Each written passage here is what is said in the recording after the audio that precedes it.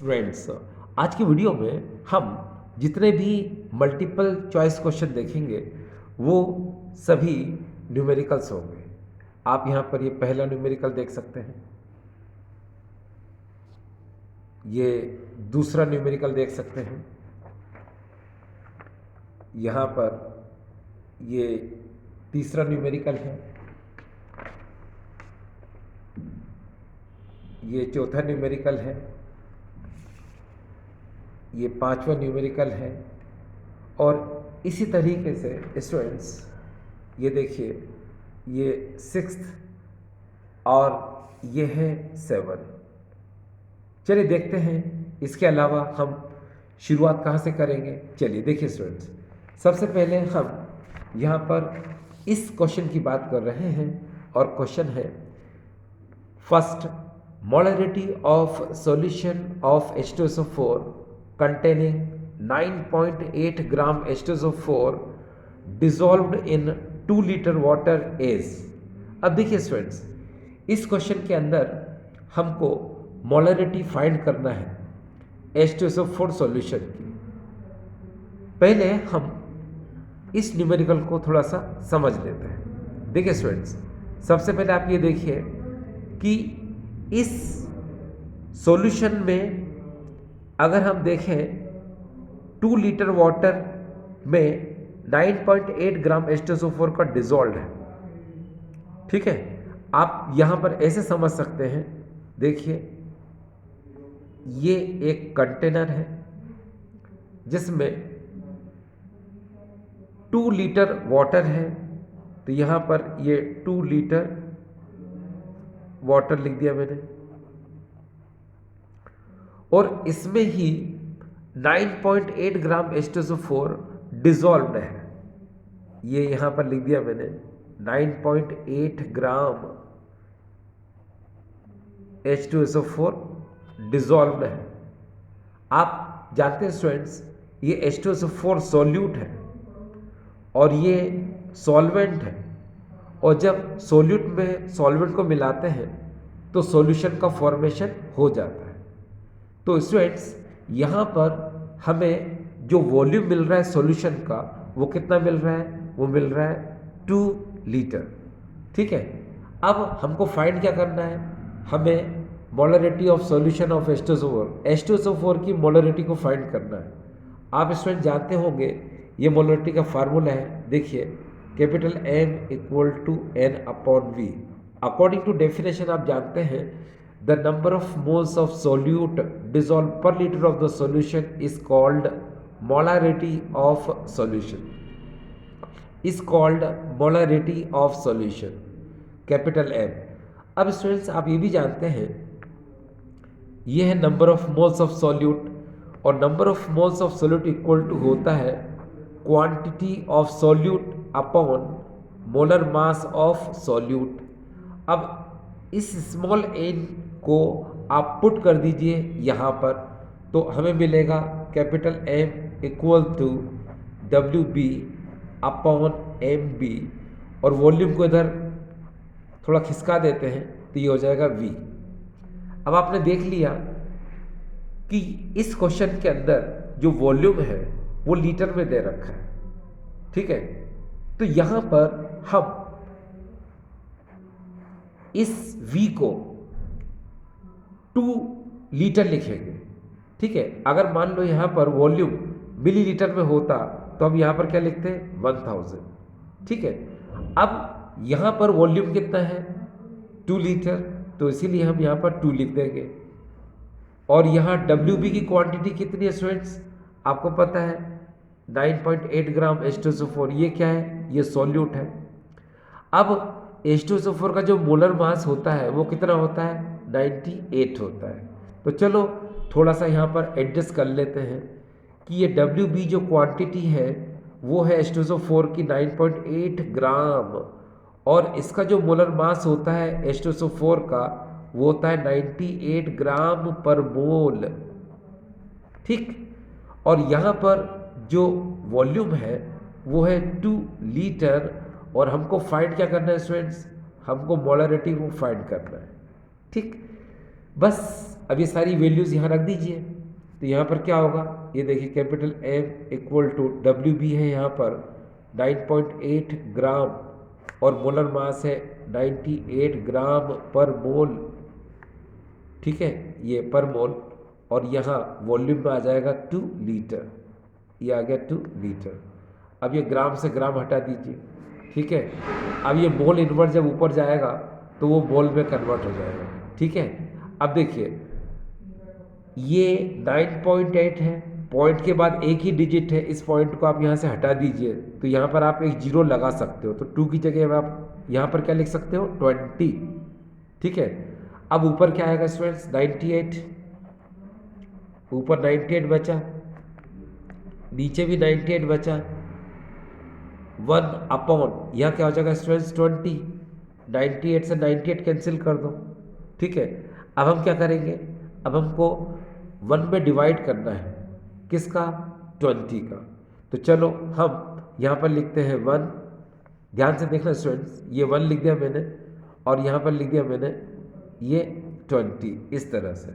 अब आपको पता है 1 में 20 का डिवाइड नहीं जा सकता, तो आप पहले क्या लगाओगे पॉइंट, पॉइंट लगाने पर आपने यहाँ लगा दिया 0, पॉइंट लगाने के बाद क्या लगाया 0।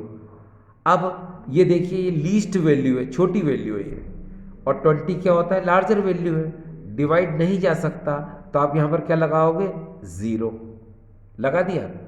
अब आप क्या करोगे, यहाँ पर पॉइंट तो पहले लगा ही चुके हैं, अब आप यहाँ पर एक 0 और लगा दो, तो यहाँ पर क्या हो जाएगा, ये हो जाएगा 100, ठीक है। अब 25 जा कितना होता है 100, तो आप यहाँ पर लिखोगे 5 और यहाँ पर क्या हो जाएगा 100, सब जगह क्या आ जाएगा क्रॉस, तो इसका आंसर क्या आएगा स्टूडेंट्स 0.05, ठीक है। क्या है स्टूडेंट इसका आंसर 0.05 यानी कि 0.05, ठीक है। और यहाँ पर ऑप्शन में आपको नज़र आ रहा है, ये देखिए ये बी ऑप्शन, ठीक है। तो ये क्लियर हो गया ना आपको कि मैंने किस तरह से यहाँ पर डिवाइड किया। अब देखिए ये आंसर में आप यहाँ पर लिख सकते हैं कैपिटल M इक्वल टू 0.05। अब मोलरिटी निकाल रहे हो तो लास्ट में कैपिटल M लिख दो, ठीक है। तो ये आप सिंपल तरीके से आप इसको कर सकते हैं, ठीक है। चलिए हम दूसरे क्वेश्चन को देखें स्टूडेंट्स। यहाँ पर हमारे सामने क्या है 6 ग्राम यूरिया, मोलिकुलर वेट है इसका कितना 60, dissolved in 180 gram of water, the mole fraction of urea will be. अब स्टूडेंट्स आप बहुत अच्छे से जानते हो कि जिसका मोल फ्रैक्शन निकालना होता है उसके नंबर ऑफ मोल को ऊपर लिखा जाता है और नीचे टोटल नंबर ऑफ मोल को लिखा जाता है। जैसे आप यहाँ पर देखें ये मोल फ्रैक्शन, इसमें हमें यूरिया का निकालना है, तो हम यहाँ पर लिखेंगे x यानी मोल फ्रैक्शन और ये हो जाएगा यूरिया। अब यूरिया का मोल फ्रैक्शन निकाल रहे हैं तो यूरिया के नंबर ऑफ मोल कहाँ आएंगे ऊपर, ठीक है, और नीचे क्या आएगा टोटल नंबर ऑफ मोल, है ना, ठीक है। तो यहाँ लिख देते हैं हम यहाँ पर ये टोटल नंबर ऑफ मोल। अब बात यहाँ पर ये आती है कि टोटल नंबर ऑफ मोल में क्या है, तो ये देख लीजिए पहले आप 180 ग्राम वाटर में 6 ग्राम यूरिया डिजॉल्व है, ठीक है। यहाँ देखें आप जैसे कंटेनर है, इसमें यहाँ पर देखें 180 ग्राम क्या है वाटर है ये, और 180 ग्राम वाटर में हमने यहाँ पर डिजॉल्व किया है क्या 6 ग्राम यूरिया, ठीक है। अब इस सॉल्यूशन जो बनकर तैयार हुआ इसमें 180 ग्राम क्या था वाटर और 6 ग्राम क्या था यूरिया। इसका मतलब ये दोनों मिलाकर सॉल्यूशन को बना रहे हैं, इसलिए टोटल नंबर ऑफ मोल में नंबर ऑफ मोल वाटर भी आएगा और नंबर ऑफ मोल यूरिया भी आएगा, ठीक है। तो अब हम इसको सेट कैसे कर सकते हैं, ये देखिए ये है मोल फ्रैक्शन और ये हो जाएगा यूरिया और ऊपर आएगा, देखो जिसका मोल फ्रैक्शन निकालते हैं ना उसके नंबर ऑफ मोल कहाँ आते हैं ऊपर, तो ये हो जाएगा number of mole of urea और यहाँ पर आएगा number of mole of H2O plus number of mole of urea, ये इतना, ठीक है। यहाँ तक क्लियर हो गया। अब देखिए स्टूडेंट्स, अब हम यहाँ पर क्या करेंगे, आप चाहो तो इधर अलग से भी कर सकते हो क्या, ये देखिए ये नंबर ऑफ मोल अगर मेरे को वाटर का निकालना है तो वाटर की क्वांटिटी कितनी दी है 180, तो यहाँ लिख दिया मैंने क्या 180, और इसका मोलर मास कितना होता है वो 18 होता है, क्योंकि आपको पता है नंबर ऑफ मोल, जब भी हम बात करें नंबर ऑफ मोल की तो ऊपर आती है क्वांटिटी और फिर नीचे आता है मोलर मास। ठीक है, अब नंबर ऑफ मोल वाटर है तो ये वाटर की क्वांटिटी कितनी हो गई 180, ये क्वेश्चन में दे रखी है, और मोलर मास आ जाएगा 18, काट दो आंसर क्या आएगा 10, तो नंबर ऑफ मोल वाटर कितने आ गए 10। इसी तरह हम नंबर ऑफ मोल निकालेंगे किसका यूरिया का। ठीक है, अब यूरिया की क्वांटिटी कितनी दे रखी है यहाँ पर, ये देखिए 6 ग्राम, मोलिकुलर वेट कितना होता है 60, तो 6 अपॉन यहाँ क्या हो जाएगा स्टूडेंट्स, ये हो जाएगा 60। ठीक है, अब काट दो इसको तो क्या आ जाएगा 1/10। ठीक है, तो 1/10 कर दिया, और आपको पता है डिवाइड नहीं जा सकता।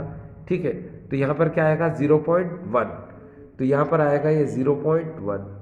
ठीक है, अब देखो नंबर ऑफ मोल यहाँ पर वाटर के आ चुके हैं 10 और यूरिया का आ चुका है 0.1, तो बस अब रख दीजिए यहाँ पर, तो यूरिया का निकालना है आपको, तो यहाँ पर लिख देते हैं यूरिया, और यूरिया के नंबर ऑफ मोल है ऊपर 0.1, ये देखिए, और वाटर कितना है 10, ये 10, यूरिया कितना है 0.1, अगेन देखिए 0.1, इसको ऐड करो तो 10.1। ठीक है, ये क्या आ गया, ये यूरिया का मोल फ्रैक्शन आ गया। अब ये ऑप्शन देखो कहाँ है स्टूडेंट्स इसके अंदर, तो इसका आंसर देखिए यहाँ पर ये सी में है 0.1 अपॉन 10.1, सी से मैच कर रहा है, इससे इसका आंसर क्या आ जाएगा स्टूडेंट्स, ये सी आ जाएगा। तो ये न्यूमेरिकल क्लियर हो गया स्टूडेंट्स। चलिए अब हम आगे चलते हैं। देखिए स्टूडेंट्स, अब हमारे सामने है ये third question, how many ml of 1 m H2SO4 is required to neutralized 10 ml of 1 m NaOH। ठीक है, यहाँ पर आप स्टूडेंट्स एक बात को जरा ध्यान से देखें, इस क्वेश्चन को पहले पढ़ लें एक बार और, how many ml of 1 m H2SO4 is required to neutralized 10 ml of 1 m NaOH।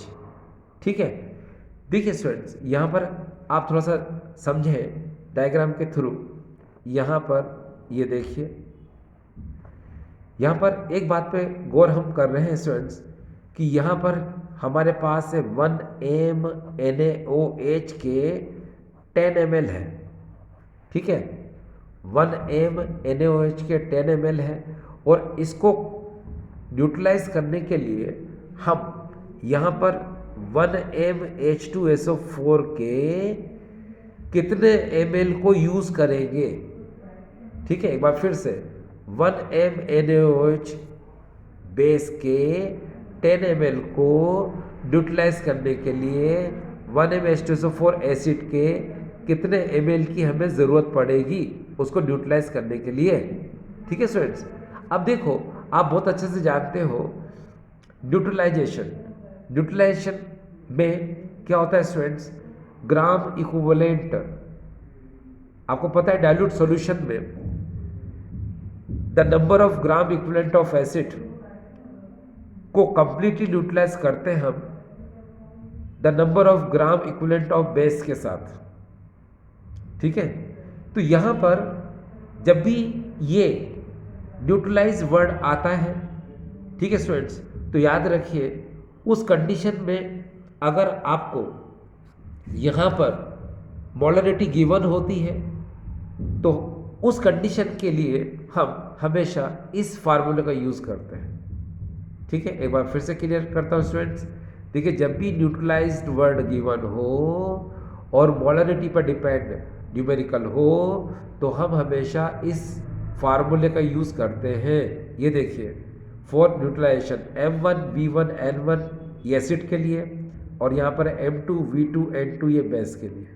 ठीक है, यहाँ पर N1 और N2 क्या है स्टूडेंट्स, तो बता दूँ यहाँ पर N1 जो है ये नंबर ऑफ मोल है हाइड्रोजन आयन के, और यहाँ पर N2 नंबर ऑफ मोल है किसके, OH नेगेटिव के। बस सिंपल।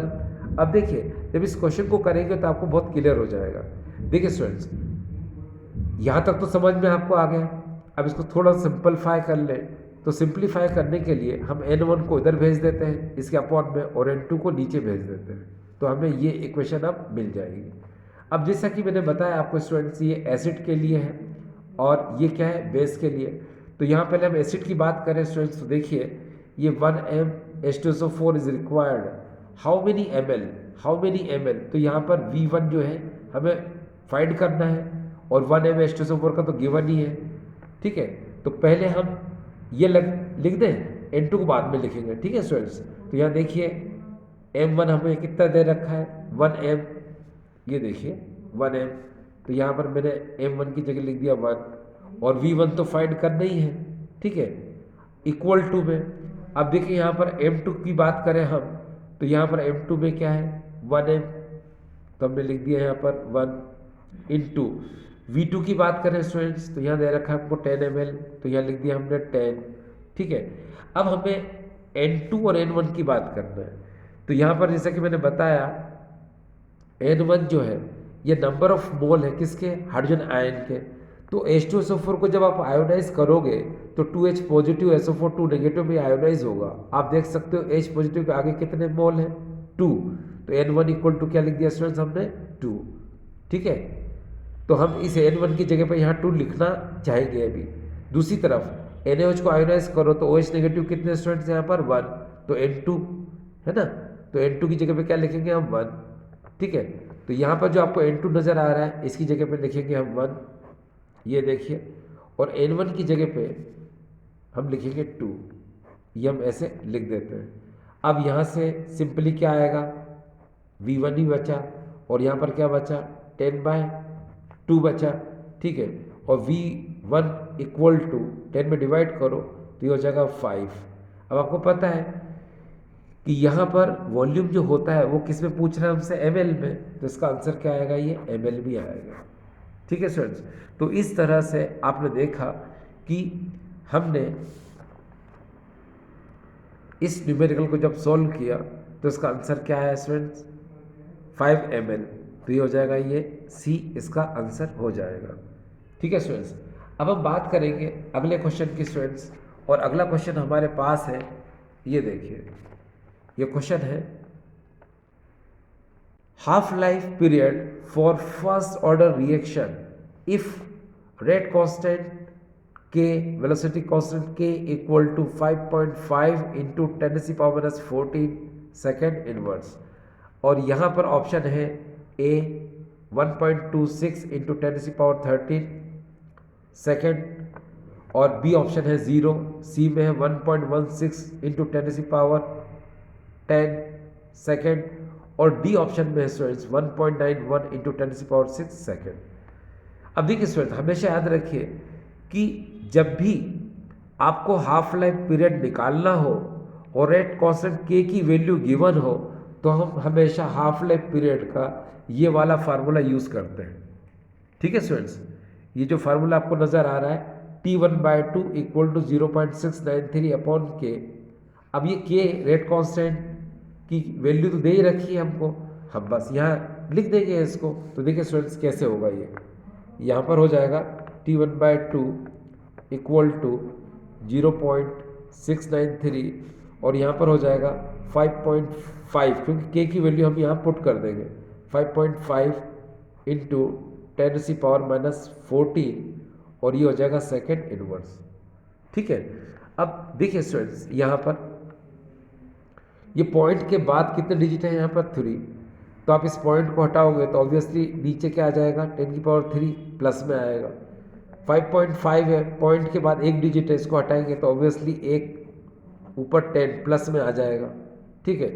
अब एक जीरो से एक जीरो काट भी देते हैं तो यहाँ पर क्या बचेगा 10⁻², ये प्लस में है, ये बच जाएगी। अब स्टूडेंट्स ये 10⁻² प्लस में है और ये माइनस में है, तो इसको आप यहाँ पर सब्ट्रैक्ट कर सकते हो, घटा सकते हो, कम कर सकते हो, ठीक है। तो यहाँ क्या बचेगा 10⁻12 बचेगा।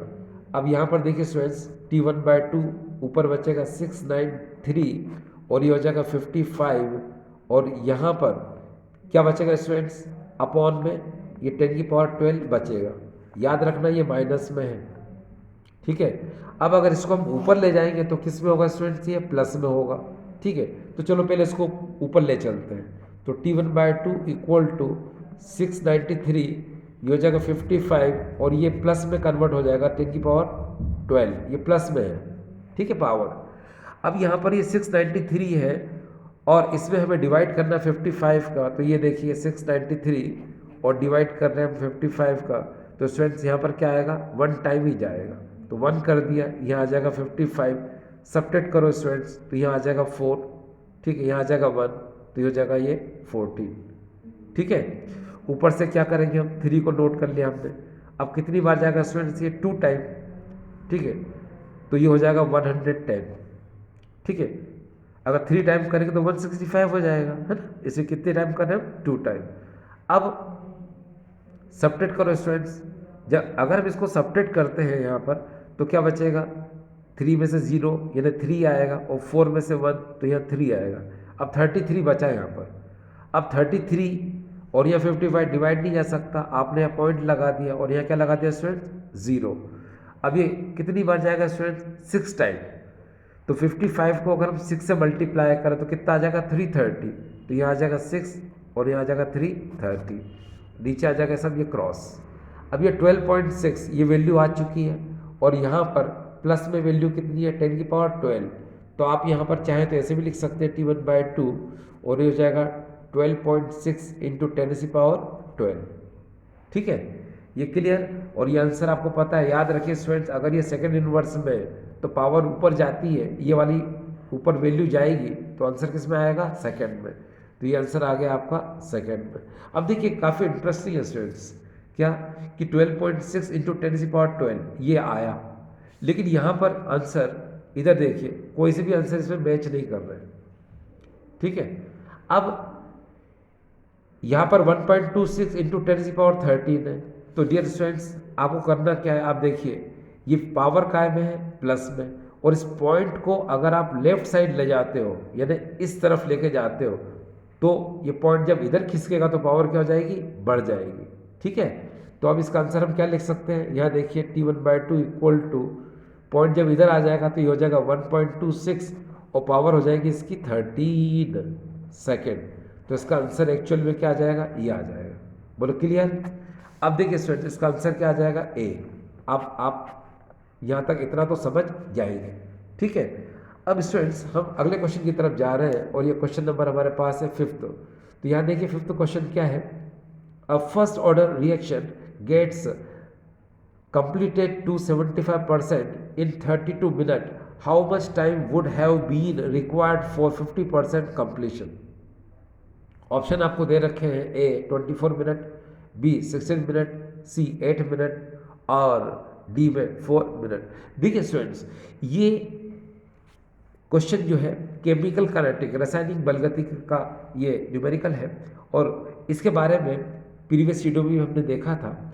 मैंने आपको बताने की कोशिश करना है कि देखिए स्टूडेंट्स, जब भी हमसे वो टाइम डिटरमाइन करने को कहा जाए जिसमें 50% रिएक्शन कंप्लीट हो, तो आप समझ जाइएगा कि ये हाफ लाइफ पीरियड होता है। अब देखिए how much time would have been required for 50% reaction, यानी वो टाइम जो 50% रिएक्शन कंप्लीट होने में टाइम लगता है उसको हम लोग बोलते हैं हाफ लाइफ टाइम। तो यानी कि वो आपसे हाफ लाइफ टाइम के बारे में पूछ रहा है।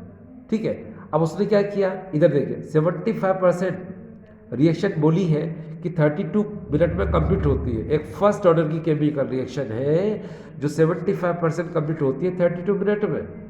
तो बताओ 50% रिएक्शन कंप्लीट होने में कितना टाइम लगेगा, यानी कि हाफ लाइफ पीरियड आपको डिटरमाइन करना है। तो MCQ मल्टीपल चॉइस क्वेश्चन के लिए स्टूडेंट्स हम इस ट्रिक का यूज कर सकते हैं। आपको पता है A/A0 equal to 1/2 T and T½ यहाँ पर T को हम लोग बोलते हैं टाइम ऑफ रिएक्शन, T½ को बोलते हैं half life period of reaction, A0 को हम लोग बोलते हैं इनिशियल कंसंट्रेशन ऑफ रिएक्टेंट, और A को हम लोग बोलते हैं final concentration of reactant. Clear students, बस कुछ नहीं। अब आप यहाँ पर वैल्यू रख दीजिए, देखो कैसे वैल्यू रखते हैं। टाइम आपको ऑलरेडी दिया 32 मिनट, तो T की जगह 32 रखेंगे, और 50% रिएक्शन में टाइम पूछा है तो हाफ लाइफ पीरियड हमें निकालना है, इसको निकालेंगे। तो पहले तो आप सिंपल इसको लिख दीजिए 1/2, ऊपर आ जाएगा 32 और यहाँ आ जाएगा T1/2। अब देखिए जब भी हमको परसेंट में वैल्यू गिवन होती है तो याद रखिए इनिशियल वैल्यू क्या होती है हमेशा 100। तो आप यहाँ पर अपॉन में लिख दो 100। दूसरी बात ये ए क्या है, ए ये रिएक्टेंट की वो वैल्यू है जिसको हम सब्ट्रैक्ट करने के बाद लिखते हैं। जैसे यहाँ पर 75% लिखा है तो 100 में सब्ट्रैक्ट कर दो, कितना बचा 25। तो आप 25 को यहाँ पर लिख दो, लिख दिया। अब इसको सिंपल कर लेते हैं, 25 4 जा 100, तो ये आ जाएगा यहाँ पर 1/4, यहाँ पर होगा 1/2, ये हो जाएगा 32 अपॉन t½ 1/4 को 1/2 के रिस्पेक्ट में कैसे लिख सकते हैं हम, ऐसे लिख लेंगे 1/2 की पावर 2 इक्वल टू 1/2, और ये 32 एंड t½ तो पावर में है ही, ठीक है। 1/2 से 1/2 हटा दो, इधर क्या बचेगा स्टूडेंट्स 2 इक्वल टू, यहाँ बचेगा 32 अपॉन t½ को उधर ले जाओ तो t½ इक्वल टू 32 अपॉन 2, इसको कैंसिल कर दो, कितना आएगा 16। आपको पता है 32 क्या था, मिनट था। तो यहाँ पर जब आपने 32 को डिवाइड किया 2 से तो आंसर क्या आएगा स्टूडेंट्स, यहाँ पर 16 मिनट। तो ये 16 मिनट इसका आंसर आ चुका है, ठीक है, यानी इसका बी आंसर ये सही है। तो आपको ये इतना क्लियर हो गया स्टूडेंट्स, ठीक है। अब हम आगे चलते हैं। देखिए स्टूडेंट्स, ज़्यादातर मोल फ्रैक्शन के जो एमसीक्यू होते हैं वो इजी होते हैं, ठीक है। अब जैसे यहाँ पर आप देखिए ये क्वेश्चन है, a solution contains 20 mole solute and total number of moles is 80, mole fraction of solute will be. तो स्टूडेंट्स आपको पता है मोल फ्रैक्शन ऑफ सॉल्यूट यानी जिसका आपको मोल फ्रैक्शन निकालना है उसके नंबर ऑफ मोल को ऊपर लिखा जाता है और नीचे टोटल नंबर ऑफ मोल्स को लिखा जाता है, बस। अब देखिए यहाँ पर मोल फ्रैक्शन ऑफ सॉल्यूट आपको निकालना है, ये देखो, तो ऊपर क्या आएगा number of moles of solute, वो कितने दे रखे हैं 20 मोल सॉल्यूट के दे रखे हैं, ठीक है। और टोटल नंबर ऑफ मोल कितने दे रखे हैं, ये देखिए टोटल नंबर ऑफ मोल वो 80 दे रखा है। तो बस अब ऊपर क्या करोगे स्टूडेंट्स, यहाँ पर 20, नीचे क्या करोगे 80, एक जीरो से एक जीरो आपने उड़ा दिया, ठीक है। अब 2 में आप डिवाइड करेंगे किसका 8 का, तो 2 यहाँ लिख लो, ये देखिए ना ये 2/8, 2 में डिवाइड करो 8 का, डिवाइड नहीं जाएगा तो क्या लग जाएगा पॉइंट, ठीक है। पॉइंट लगने के बाद यहाँ क्या लग जाएगा 0, ठीक है। अब आपको पता है 8 2 जा 16, तो यहाँ पर 2 आएगा और यहाँ पर क्या आएगा 16, सब्ट्रैक्ट करो 10 में से 6 4 बचेंगे और इधर कुछ भी नहीं। अब पॉइंट तो ऑलरेडी लगा ही चुके थे आप, अब आप एक जीरो और लगा दो, 8 5 जा 40, तो यहाँ पर आएगा 5 और यहाँ आएगा 40। तो इस तरह से आपने देखा 0.25 यानी कि 0.25 इसका आंसर आ जाएगा। तो आप यहाँ पर लिख सकते हो 0.25। तो ये बी आंसर इसका स्टूडेंट्स एक्यूरेट है, ठीक है। अब नेक्स्ट क्वेश्चन देखिए स्टूडेंट्स, और ये क्वेश्चन नंबर है 7। यहाँ पर a solution contain 1 mole of water and 4 moles of ethanol, the mole fraction of water and ethanol in solution will be. और यहाँ पर आपको ऑप्शन ये नज़र आ रहे हैं। तो देखिए स्टूडेंट्स यहाँ पर आप थोड़ा सा समझें, देखिए a solution contain 1 mole of water and 40 moles of ethanol. आपको पता है कि किसी भी सॉल्यूशन में जितने भी सब्सटेंस होते हैं उन सब के नंबर ऑफ मोल हमको फाइंड करना होता है, और अगर दिया है तो कुछ नहीं आप रख दो, है ना। तो आप देखिए यहाँ पर सॉल्यूशन कैसे बना, इसमें 1 मोल हमने वाटर का ले लिया और 4 मोल हमने इथेनॉल को ले लिए और ये सॉल्यूशन बनकर तैयार हो गया। आपको क्या करना है, मोल फ्रैक्शन निकालना है वाटर का और मोल फ्रैक्शन निकालना है किसका, इथेनॉल का। दोनों का अलग अलग निकालना, पहले वाटर का निकालेंगे आप, फिर निकालेंगे इथेनॉल का, ठीक है। अब देखिए ये मोल फ्रैक्शन वाटर के लिए आपको पता है जिसका मोल फ्रैक्शन निकाल तो उसके नंबर ऑफ मोल ऊपर और नीचे दोनों के नंबर ऑफ मोल, तभी तो कहा जाता है टोटल नंबर ऑफ मोल, ठीक है। तो पहले हम वाटर के नंबर ऑफ मोल निकाल लेंगे, माफ करना वाटर का हम मोल फ्रैक्शन निकाल लेंगे, फिर हम इथेनॉल का मोल फ्रैक्शन निकाल लेंगे। अब देखो वाटर के नंबर ऑफ मोल कितना दिया है 1, तो आपने यहाँ 1 लिख दिया, और इथेनॉल कितना दिया है 4, तो पहले 1 और +4, ठीक है। तो ज़रा देख लीजिए यहाँ पर सॉल्व कर लेते हैं। जैसे मोल फ्रैक्शन निकालना है हमको किसका, वाटर का, तो नंबर ऑफ मोल ऊपर वाटर के आ जाएंगे, नीचे क्या आएंगे, number of mole of water और नंबर ऑफ मोल इथेनॉल, दोनों के आ जाएंगे। अब 1 मोल वाटर यानी 1 लिख दो, नीचे क्या है, ये तो 1 ही आएगा, इथेनॉल कितना आएगा 4, तो ये क्या हो जाएगा 1/5, यानी आंसर क्या आ गया स्टूडेंट इसका 0.2। ये मोल फ्रैक्शन आ गया। आपको पता है मोल फ्रैक्शन कोई यूनिट नहीं होती है। इस तरह से हम इसका निकालेंगे, नंबर ऑफ मोल इथेनॉल के कितने दे रखे हैं 4, ऊपर लिख दो 4, नीचे क्या आएगा 1 + 4, 4/5। इसको सॉल्व करो स्टूडेंट्स, तो यहाँ पर क्या आएगा 0.8, यानी कि ये भी मोल फ्रैक्शन है, कोई यूनिट नहीं आएगी। तो इतना क्लियर स्टूडेंट्स, ठीक है।